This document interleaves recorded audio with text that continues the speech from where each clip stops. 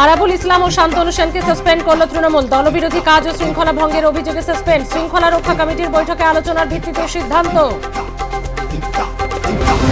নেতৃত্ব দলবিরোধী কাজের প্রমাণ দিক। আমাকে নেত্রী যা দায়িত্ব দিয়েছেন আমি তো করেছি। প্রত্যেক বাবার উচিত মেয়ের পাশে দাঁড়িয়েছি। সাসপেনশনের পর প্রতিক্রিয়া শান্তনু সেনের।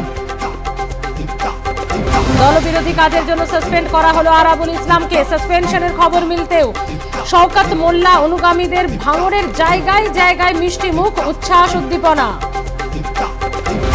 সাসপেনশনের পরই আরাবুলের বিরুদ্ধে মামলা রুজু। আরাবুল ও তার ছেলে সহ 9 জনের বিরুদ্ধে শতপ্রণোদিত মামলা রুজু পুলিশের।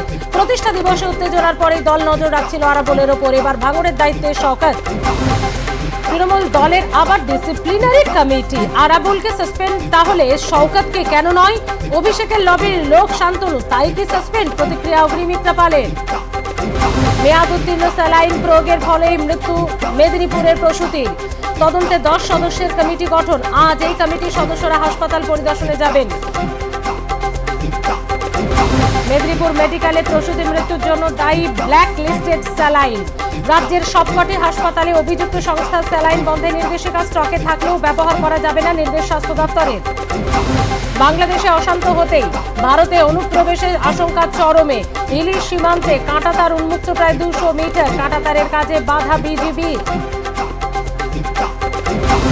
নদিয়ায় ভারত বাংলাদেশ সীমান্তে কাঁটাতারহীন এলাকায় অনুপ্রবেশের আশঙ্কা তীব্র।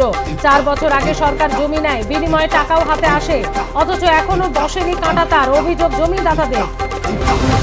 কাঁটাতারের ওপারে বাংলাদেশ, ঘাড়ে নিঃশ্বাস ফেলছে ইউনুসের দেশ। আতঙ্কে কোচবিহারের মেকলিগঞ্জের সীমান্ত এলাকার বাসিন্দারা। আতঙ্ক ধরাচ্ছে বিজিবি। নিউ টাউনে অফিস খুলে রমরমিয়ে ব্যবসা বাংলাদেশির। পাসপোর্ট জালিয়াতির অভিযোগ ইমরান আহমেদ নামে এক বাংলাদেশির বিরুদ্ধে।